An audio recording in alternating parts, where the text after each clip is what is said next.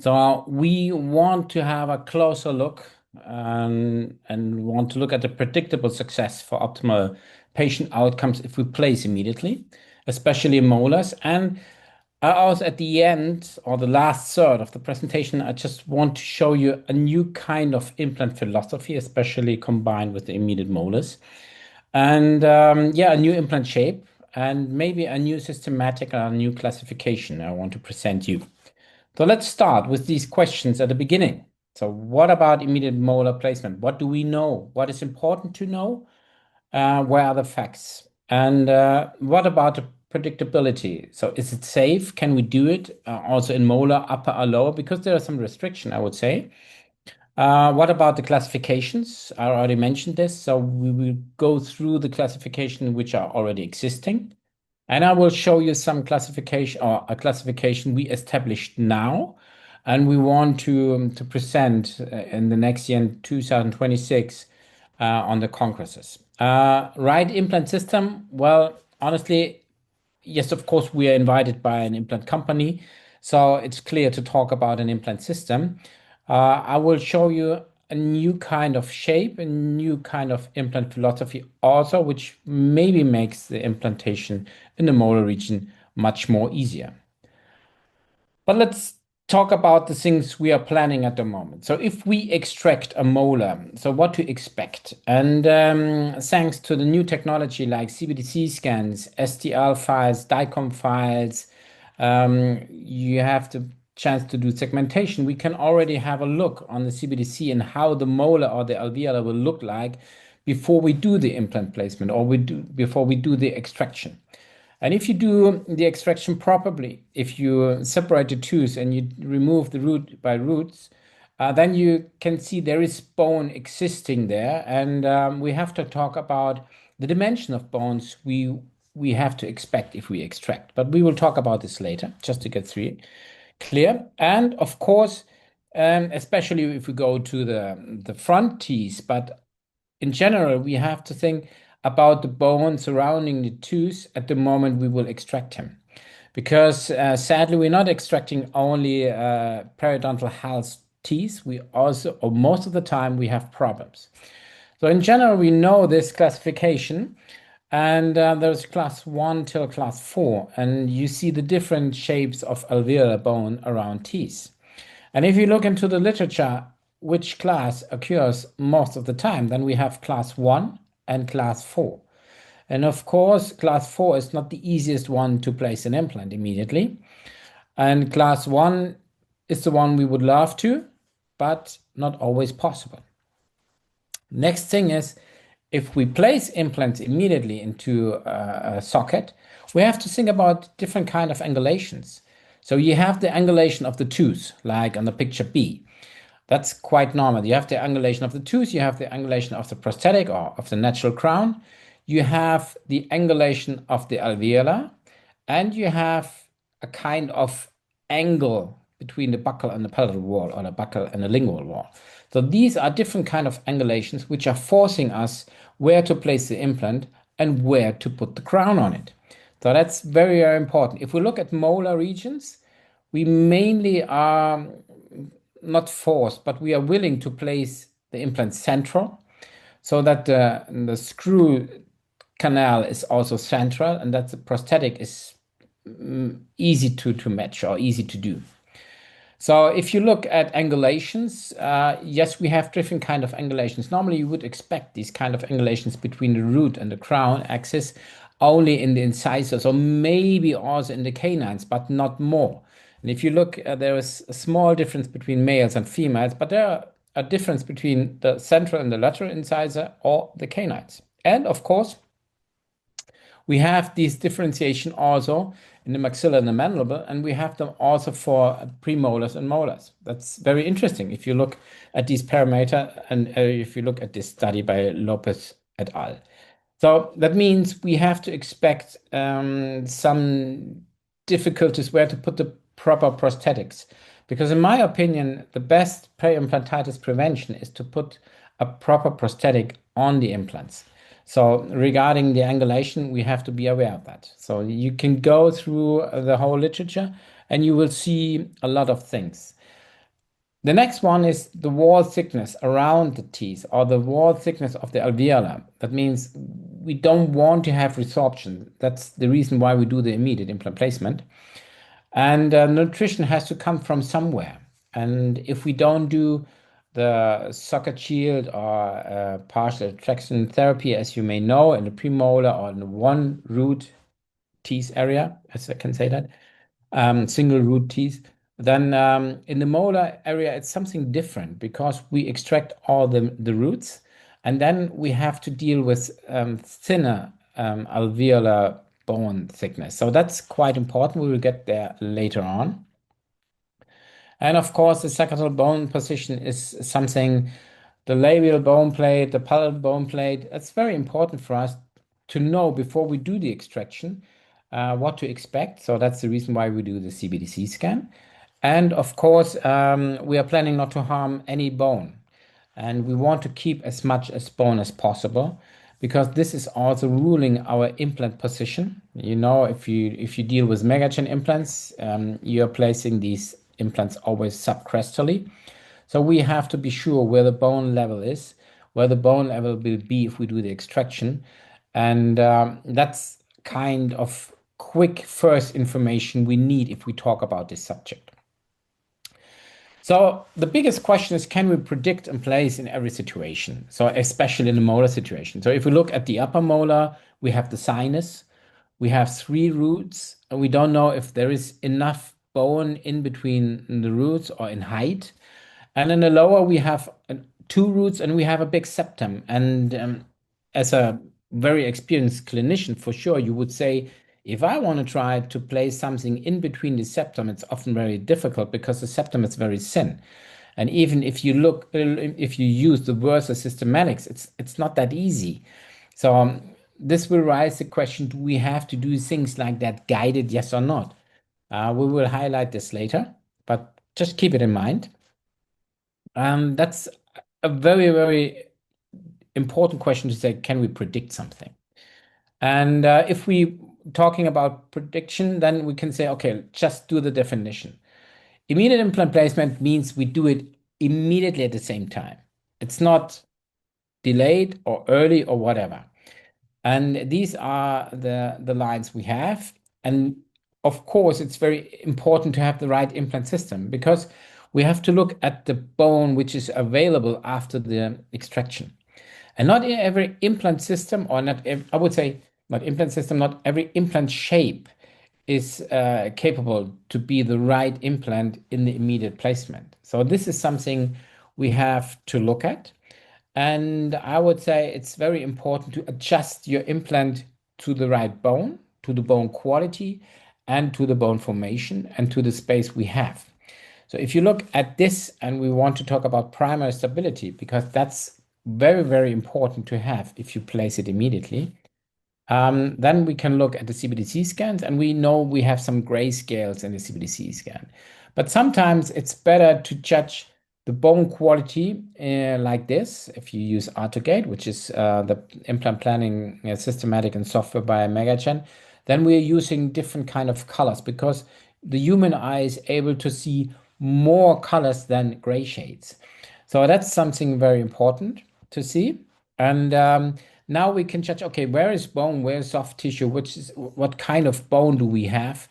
And I would say this is a huge advantage for us. And then looking at different shapes, that means different qualities, bigger threads for weaker bone, you can say, less threads for stronger bone, and then the root shaped situation of the implant. But I don't want to go that much or that deep into the implant situation. I just want to highlight more the immediate implant placement. So, of course, the drilling protocol is depending on the quality of bone, different stages of bone. And you see it's always the same drill, same core of drill, but you see the threads are different. So it's depending if from D1 to D4, or if you know the D5 classification. So that's the implant thing. This is one of my first immediate implant cases where I was not sure. So there was a patient coming from abroad to Munich to my office, and everything had to be done.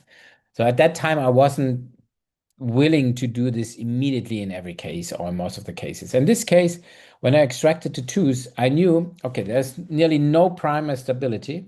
I can put my implant somehow into the alveolar, put some bone grafting around it, suture it, pray for the next week to let the implant heal, and then we've been lucky. But this is eminence-based. It's not evidence-based. I was just lucky because I didn't know if this is reproducible, because this is something we did, we tried, but can I get a recommendation out of this case? I don't know, but it worked. But it's dangerous. So if I lecture, I have to show you something reliable. Of course, I mentioned already the guided systematic. For me, as a guided person, I would say yes, guided is the way to do. We will see later on some cases where we didn't guide, where we did it by hand, was brain guided, as you want to say. But in this case, if you look, there is the implant placed in the upper molar region. We need to we need to have an augmentation. We need to be sure where to place the implant. We need to be sure about the depths and the augmentation needs of this case. And for me, honestly, this is something which is maybe better performed by guiding. In this case, it was a worse guiding case, so that we condensed the bone by placing the implant, and also this was done guided. So you see this magnification of the CBDC scan. So in this case, there is not much bone. And I know some colleagues of mine, like Thomas Linkevich's or others, they are asking always during the lecture, would you place an implant here?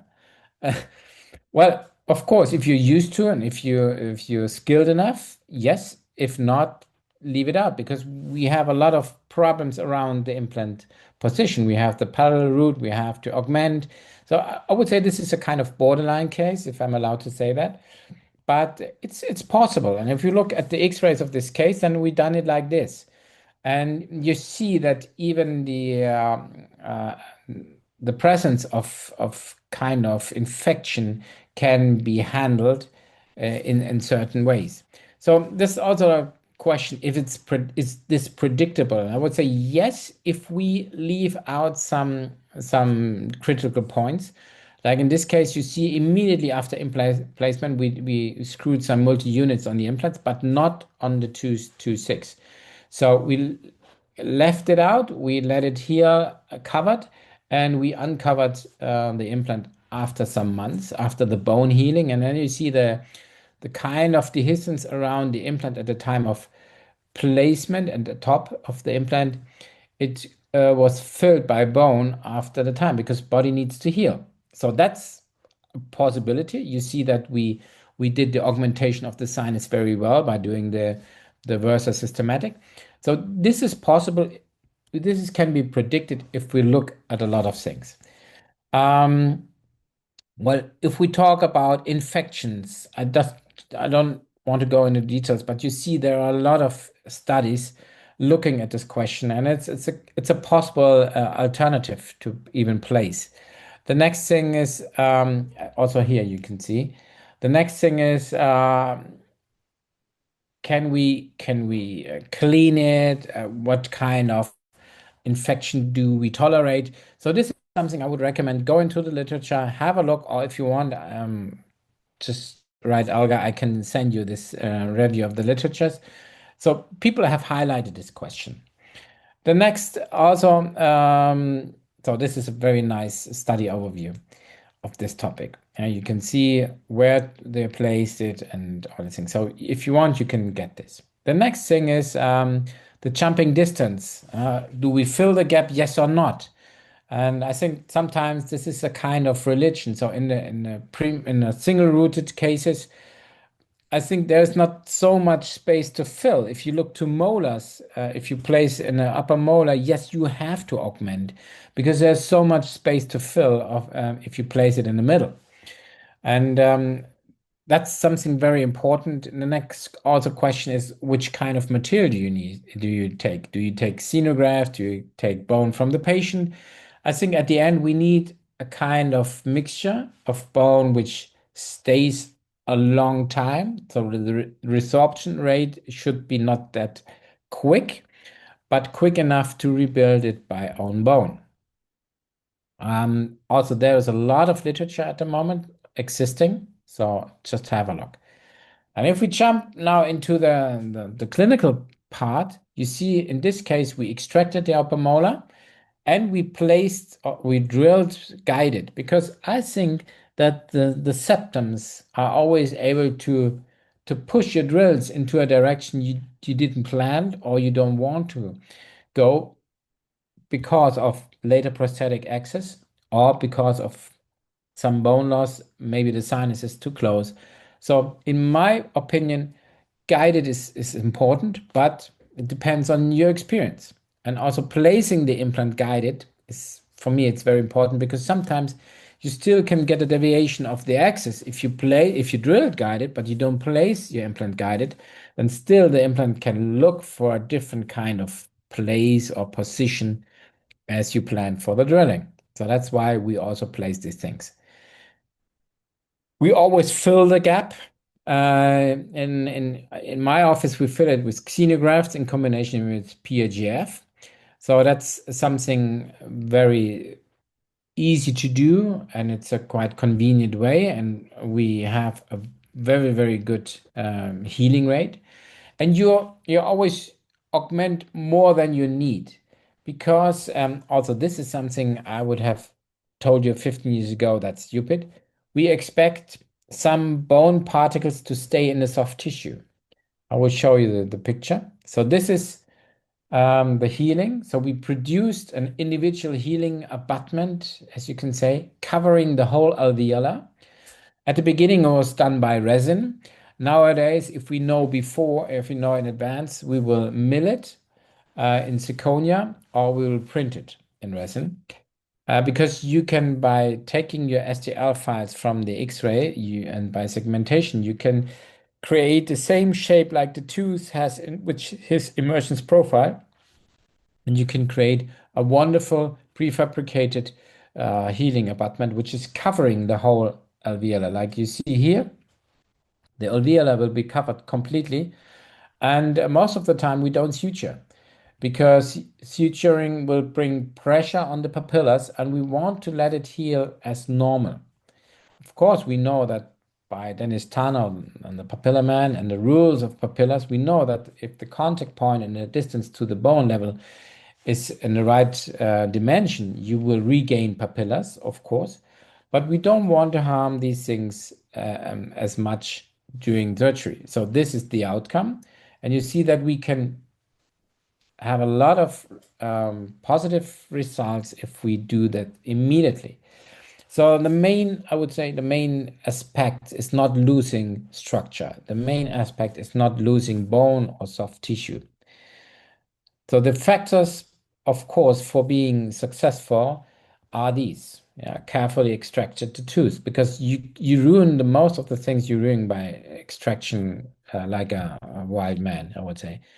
Guided implant placement for in my opinion, is mandatory, but depends on your skills. Augmentation of the gap, individual healing abutment, healing time is something because bone needs time to heal. Even if we use a new philosophy, the anatomy, the physiology stays the same. And after that, of course, we need a perfect prosthetic reconstruction. In our office, we always do screw retain, not cementing. But I know this is also a kind of philosophy. So now you see the full workflow. If we augmented jumping gap, in this case, we over augmented. And you see we did the individual healing abutment intraoperatively with flow. It's called the spider technique because it looks like the net of the spider, and you can create it, can polish it. And now you see at the healed situation that you can see some kind of bone particles still in the soft tissue, which is okay because we want to have them, we want to keep them, just to keep the soft tissue stable. So simultaneous soft tissue grafting is always a big issue or a big topic. I love to do harvesting the soft tissue of the patient and to put it on these structures. You can also use the PAGF membrane if you're producing it. It depends on your personal skills and depends on what the patient is willing for his surgery to have. So I would say it's you can recommend it. I would recommend it, but it's not mandatory. It's not the thing. So the conclusion for that is a simultaneous soft tissue augmentation at the time of immediate implant placement improves things. Um, yes, you have more, maybe you have more guarantee that the soft tissue is growing, but it's not needed if you do it properly with the augmentation and the PAGF. In my opinion, in general, it doesn't matter if we do immediate implant placement or if we do a normal implant placement after a healed situation. I'm always looking for the soft tissue. I'm always trying to contour the soft tissue already at the time of implant placement, that I have not that much work at the time of maybe implant uncovering if I do it. Because soft tissue is getting, for me, it's getting more and more important around implants. And also the contour of the alveolar bone should be the same. Sometimes we can't rebuild it by bone, then we have to rebuild it by soft tissue. So, in my opinion, the soft tissue is very, very important. There are new techniques on the market now. If you think about recessions, like the tunnel techniques, so it's getting more and more. I wouldn't say easy, but more convenient. Maybe that's the right word. So this is a case which is not guided. I would say guided in a different way. So in this case, the tooth was our guide. So you see that the, the drilling of the implant was directly in between the roots. So the roots were the guides for the drills. After finishing the drilling, the roots were removed completely and the implant were placed. And then augmentation, of course, and that's the beginning of our, I would say, project. And you see, this is a composite individual healing abutment, which is not that quite nice. It's because the edges are very rough, and you see the results immediately in the healed soft tissue. So that means the better your healing abutment is, the better the shape of the emergence profile later on will be.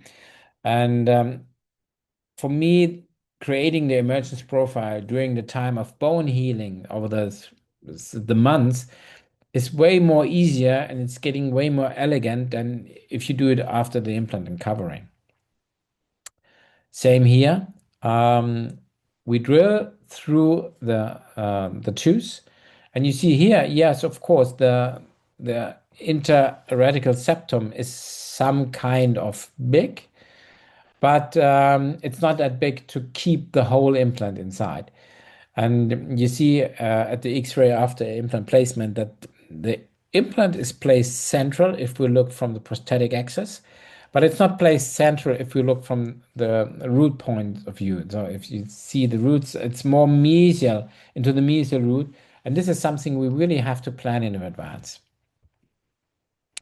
Here, especially a good documentation of drilling through the root, which was the first attempt of people like Hürzeler et al. They did it as a first idea. And of course, you can do it because then you see where the implant is placed. It's placed in between the septum, and the possibility of getting a deviation is very high. So nowadays, I would recommend you to do the guided version. But in this case, we can see what I mentioned with choosing the right implant system or choosing the right implant shape. If you look on the lower row on the first left picture, you see a brilliant drilled out hole for the implant. And somehow I wouldn't place this big implant anymore, because what do we want with a big implant? We don't want to fill the whole gap with the implant. We need the right size of the implant platform for the later prosthetics, but the threads, it's a question if they really have to be that big. Um, Choosing bigger threads means we're looking for a high primary stability. But if we don't want to reconstruct it immediately, in this case, we used a standardized healing abutment. Maybe it would be better to use smaller threads. This is what I learned from my cases, not to destroy that much interradical bone if you position the implant. So that's kind of idea I just give you. So, and the deviation always is our problem if we drill like this. You see here, we compare if you use on the left side the tooth and we use on the right side the drilling guide. So that's basically everything I want to show you if you are a guided person or a non-guided person. So here you see if we place in the upper molar, of course, it's more nicer from the occlusal point of view because we got most of the time more bone around the implant, but the implant height is a problem because we know there is a sinus somewhere, and we don't want to touch or we don't want to ruin the sinus. But in every case, we extract the tooth carefully, we place the implant by a guide, we place it central, not in the palatal root, because if you place it in the palatal root, you get a different kind of angulation to the implant crown later. And you're creating some kind of ridge laps. You're creating some laps in the buccal side, which are difficult to clean. And that's the reason why we placed it central. Yeah. Same here. Place the implant central and do it subcrestally. And then augment the bone. Yeah. And here you see one of the few sutures we had. And then place the implant. And if you look at the emergence profile was done over the months of the healing of the implant. So that's a kind of interesting story. This is also possible, of course, for single root teeth. I wouldn't say it's an easy thing, but even if you have two roots, that's a given thing in the premolar and front teeth area.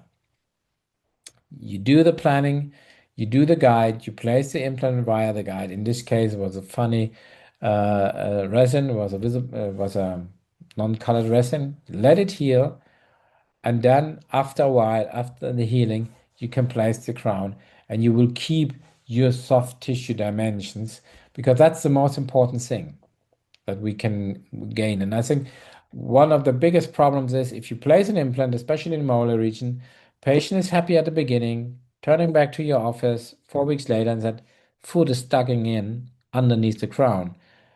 There is no gap between the crown and the implant, but there is a kind of dehiscence in the soft tissue because you didn't respect to build up the alveoli enough. So that's the question. So again, can we predict in every situation? Remember my case now in magnification, it's a kind of funny case. So looking at the pictures I showed you, now it's time to talk about the classification because we saw different types of alveoli. And the classification which is used the most is done by Smith and Tarnow. And we have the classification by type A, B, and C. And of course, C is the one I never do. C means the whole implant is filling the whole alveolar. For me, I don't know, the picture shows it the best way because do we really want to have that kind of big implant in a premolar area? I don't know. So type A and B means these are our types we want to have. If not, then augment, then wait. It's not a must to do the implant placement, but if we can do it, it's a good possibility, but it's not a must, but it's a kind of version we have to have in our workflow. So the next one was the classification of the septum systematics. So that Blind et al., they looked at the septums. So what kind of septums do we have? And which kind of septums do we have to treat or do we augment? Because if you look at the septum class 4, it's nearly you have to be like class C in the Smith and Tarnow classification because if you drill, you will lose the septum and you will have to place an implant big as the alveolar. I would say this is a case where I say, okay, let's go for augmentation. Then it's not an immediate implant placement case. So that's quite important. And you see that you can expand the class septums by the denser or by the osseodensification systematic, which I showed you in the upper jaw. Yes, of course, you can do this. Even there are limitations. You see the change from 3.3 to 4.65 in the middle. So that's kind of possible, but still be aware that we have to place an implant, which is still s- getting his primary stability in this kind of spreaded bone. This is possible. This is also something you can use. And this one is, for me, it's one of the most important classifications. It's done by Kitiko and al. It's a classification of compromised systematics because all these classifications I showed you before, the two ones, are dealing with an ideal alveolar. But honestly, most of the time the alveolar is not ideal. So we have some kind of dehiscence, some kind of defect. And they did this classification, and I said, okay, type 1, type 2, you see the difference. The healing potential, if you place it and if you augment it, the healing potential is good, understandable. So that's quite okay. But if we deal with type 3 or type 4 and subclass A, it's getting more and more difficult. And they tell us that the healing potential is more and more poor because uh, what you want to reach by doing the augmentation or by placing the implant immediately. So on the right picture, you have to place the implant more deeper because the alveolar, the resorption is getting more and more severe. So this is very interesting. And of course, in cases like this, we don't have to discuss that on the left picture, we talk about a different kind of implantation. So very poor and poor are the healing potentials of these classifications. Also, if you look to anatomy in the studies and in the literature, you see that they describe different kind of interradical shapes. So the bone, which is still available if we extract the tooth, where the implant looks for its primary stability apically, of course, especially if it's not touching all the walls of the alveolar, there are different kind of shapes, and these different kind of shapes are giving us different kind of primary stabilities. So that's also important to see. And the fact, what we already discussed a little bit at the beginning, is the buccal bone thickness, the lingual bone thickness, or the palatal bone thickness. So what kind of bone can we expect and what kind of resorption can we expect and how much do we have to augment? So that's very important. And this is the reason why I would recommend you, if you really planning to do the immediate implant placement, do a CBDC scan because then you know all these things. Of course, it's very important to know the distance between the floor of the maxilla sinus and not the implant, but the maximal height of bone after extraction. Then you know where to place the implant and you know the distance of the implant to the maxillar sinus. So that's very important. They measured from mesial buccal root, distally buccal root, palatal root. They measured all these distances. And we have, of course, the same from the inferior alveolar nerve to the apical, to the roots, to the apex of the root, the mesial and distal root. So these are very important criteria. And if you now look, we have different kind of classification. We have the classification looking on the alveolar from the top, looking how much bone is around the implant. A, implant is completely covered. B, implant is slightly covered. C, there is no bone to cover. Implant is as big as the alveolar. That's the first view. So it's a kind of three-dimensional classification now we want to work on. If you look at the dehiscence of the bone and if you look at the septums in combination to this classification, now you know you're getting a more three-dimensional picture of what we will know about the alveolar before we place an implant. And this led to a special kind of implant philosophy we want to highlight in the nearest future and led to a special kind of classification. So if you look at this implant, it's looking different because we have a cuff and we have an implant part, and it's a one-piece implant with normal internal connection of the blue diamond. So this is something different, yeah. And I just want to, no, not playing a game with you tonight, but just take you and giving you an idea. The proposal of a reclassification for immediate dental implant placement in upper and lowers based on this new kind of implant shape. So just think about this. Statement number one, to get a value of the remaining bone height after extraction for primary stability, we need to measure the bone underneath the apex to the structures, as we said, sinus floor or nerve. As these are the critical sites and sometimes can turn into negative values only in the upper, if there is no distance, if the sinus is right directly, or if the apex is right in the sinus, then you have a negative thing. We also have to measure the distance of the trifurcation or bifurcation to the sinus floor or to the mandibular nerve. That means we now have to think about using the septum bone height and dimension. The background for this philosophy is the idea to place the implant always in the center. So that means we really want to place implants in the center of the alveolar because we want to have a perfect perfect prosthetic later on. So we did a study now where we measured 402 patients and measured their CBDC scans, and we measured nearly everything before extracting the tooth. So we had male, females, we measured the tooth 1617, 2627, and of course 3637, 4647. I don't know if you count the same like the US guys. That means we measured all the upper first and second molar as the same way with the lower first and second molar on the left and of the right side if the patient has all of them. So we measured the tooth dimension at the crest of the alveolar bone. So how big is the tooth? The width of the alveolar bone outside the extraction sockets, means from the socket to the outside.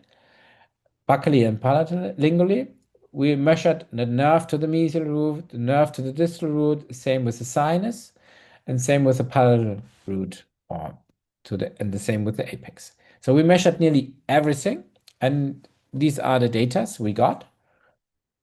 And you see, if you look, septum top to the root apex was done.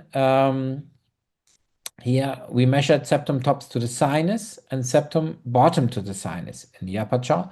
So you get cool numbers. But if you look to the thickness of the septum, then it's sometimes quite small, not that big. So we have to deal with expansion, or we have to deal with the implant's shape. Same we did with the lower. Of course, in the lower, often we have septum top to the nerve. We have a lot of more bone than we have in the upper jaw. But the septum often is more thinner. So this is something we have really to look at if we place the implant. And this brought us to an idea. There are two ways. If we have a tooth already extracted and we let it heal, we have bone resorption. And we have a different kind of bone formation. It's comparable on this picture, the left, where the left bone is systematic, where it's just written down bone defect. This is like a healed extraction bone. Or if we extract and we have dehiscence, we're losing buccal bone wall, then we have nearly the same shape. So if you place a regular implant, you have to augment. You have to augment the whole way because this bone is missing, and we don't want to have no bone over the threads because this will be dangerous. So in this case, we can do augmentation and implant placement at the same time, but you have to be sure what you're doing. Most of the time, you're using membranes, you're using bone augmentation materials. You have to cover it, especially if you use some special kind of membrane. So it's a quite challenging experience. So what about this? If we place the implant with his thread body part in the area where the bone is, and in the area where there is no bone, where you would normally augment, we have this cuff, this machine polished cuff with some laser locks on it, just to go through because we don't need this part to be stabilized because the implant itself is in the area where the bone is, where we have enough bone.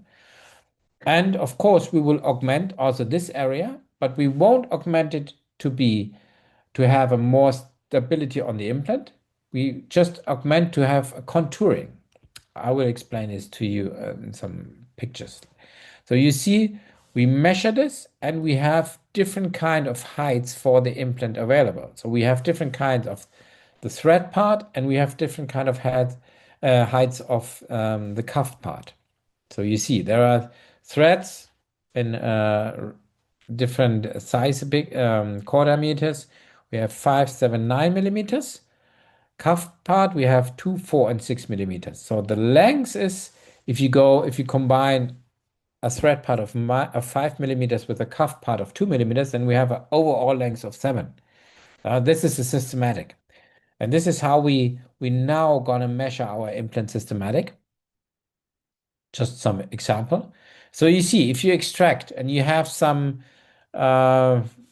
loss of bone because of the dehiscence of the somehow to say the shitty alveolus, you will find after extraction. Then you can use, for example, 2 millimeters of cuff, and the rest of the implant with its threads is covered in the bone. So that's a quite simple access. Of course, you can augment, but you don't need this augmentation anymore for stability of the implant. Same here. If in the lower jaw, sometimes we have these extraction alveolus which are horrible because there's a reason because why we're gonna do the extraction. It's not a healthy systematic, otherwise we wouldn't extract. And now you see we have this high part of how to say abutments.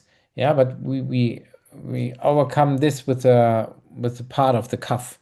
And then you can use a quite normal abutment because the implant is a normal implant with a BD blue diamond internal connection.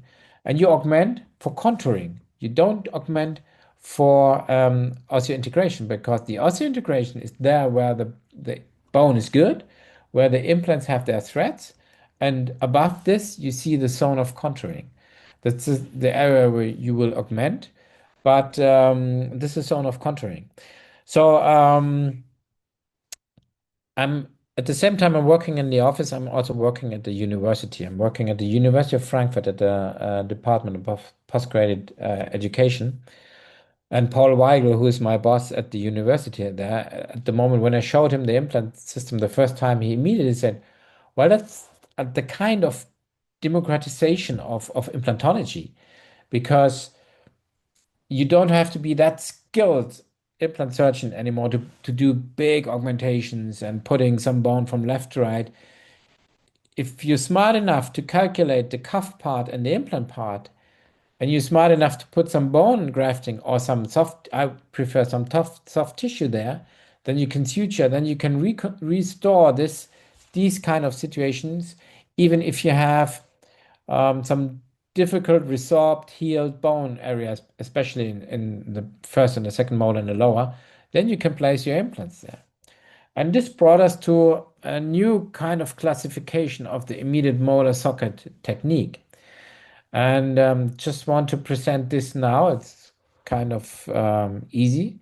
So, of course, I'm still not happy with how to say, with the names or the classification itself with X, W, and I. Some kind of irritating, but we did it like that. So let's go into the details. For the upper jaw, you have different kinds of resorption, you have different kinds of alveoli you can expect, because you always have to think it's a damaged alveolar and this is the reason why we place implants. So let's go in the details in the same in the lower. So if you have 7 millimeters from the apex to the sinus, then it's an XI7W0 or W1. That means, where is the bone plate missing? Is it missing on the buccal, on the palatal side? But we have more than 7 millimeters, which is quite rare, but you can place easily your implant. So that means you place an implant quite normal, you augment with no dehiscency, with no defect. If you have, that's W1, if you have a defect, then you can place the implant with a cuff height so that the cuff is going through the defect. If you have no defect, you can place a regular implant. So this is possible. Then you can augment. of course, or you should augment, but the augmentation doesn't is not needed for the implant stability. It's not needed for how to the osseointegration. That's it. I missed the word. So if you have 5 millimeters, then the same. Yeah, you always have five means the millimeters from apex to the sinus. X is the sign for the upper jaw, and you see there's a buccal or lingual defect. That means we have W1, and then you can place your implant. Yeah, you can place it if it's no defect, no problem. If you have a defect, then choose your right implant length for the cuff and for the implant. And you see, we still do the subcrestal approach for the thread part, and then augment, and we still also do the subcrestal approach. If you look at the lingual or palatal wall, for the highest point of the bone. Same with 3 millimeter distance. Now you get into the classification because we said 753. We say no defect from the alveolar wall, or we have defect. I know we can say lingually or palatally. That now talking about this classification so often, I feel it's quite understandable. So this is for normal situations, no problem. Place your implant. Just push the bone with an internal sinus floor elevation and place your normal implant. If you have dehiscencies, if you have defects, just put the cuff part and do the augmentation, but you have already a primary a stable implant. So this is an excuse. It's not in my opinion, it's not quite good, but this is the zero um, bone underneath the apex. You just have the possibility in the upper molar. You don't have it in the lower molar because there's no way. And it's not recommendable to place an implant beside the nerve in the lower. In this case, it's possible, but if you would ask me, I would say no, because you see that from the implant to the crown, you need an angulation around, it's not 45 degrees, but it's something like that. And for me, I would say, no, this is not an indication to place immediately. Just do the augmentation. It's done. It's okay. Wait and place the implant. And of course, or for sure, you will have to do some kind of sinus floor augmentation. Sometimes it's not possible. And sometimes we don't have to do the things we should do. This I only would do with guided surgery. So you see an example by Dr. Park himself. He did it. Of course, he's always going to the borders and he's always trying to do everything with his implant system. This reminds me a little bit already to zygomatic implants. I wouldn't do this for myself, but it's implemented in the classification. Now we go to the lower. That means we, with the letter N, same systematic, 7 millimeters underneath the apex. Do we have a dehiscence? Do we have a defect or not? Placing a regular implant or placing the cuff. Same with 5 millimeters. Now you're getting used to this classification. Normal implant placement because there's no problem with the alveolar. If you have if there is no buccal wall, if there's no lingual wall, then you can place the cuff. So that means we don't have to wait and we don't have to augment and wait for 6 months and then place maybe an implant and augment the neck additionally. We are able to place the implant already now.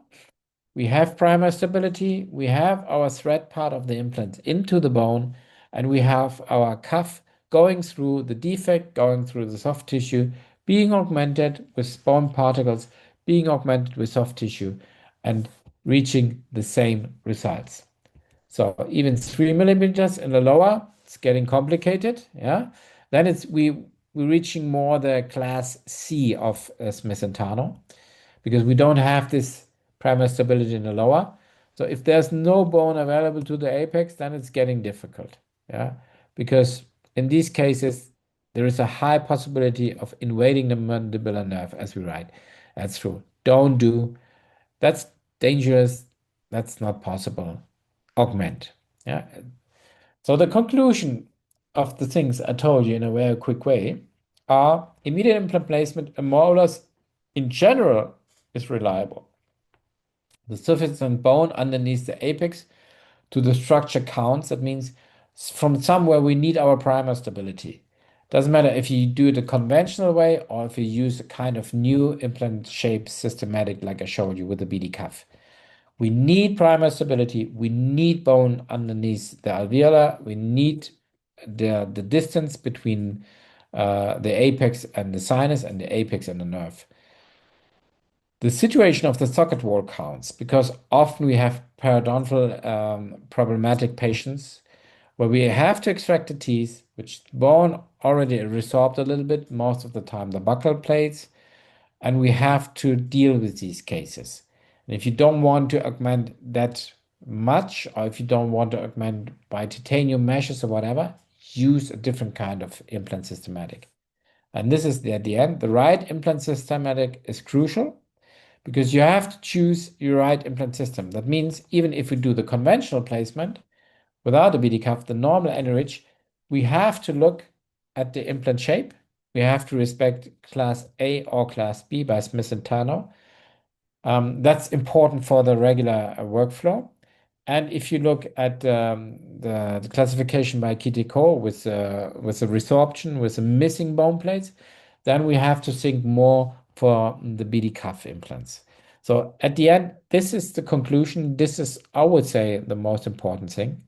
At the end, I want to say thank you to my colleagues. I would be nothing outside the university if I don't would have these guys working with me together. Lots of pictures have been from these guys. They're very brilliant surgeon. They're very keen on doing the immediate molar placement, and I really have to thank them for their help and their support. And this is our, we call it the Maverick ABC Socket Maverick Group in Europe. This is the heart of our studies and the ideas.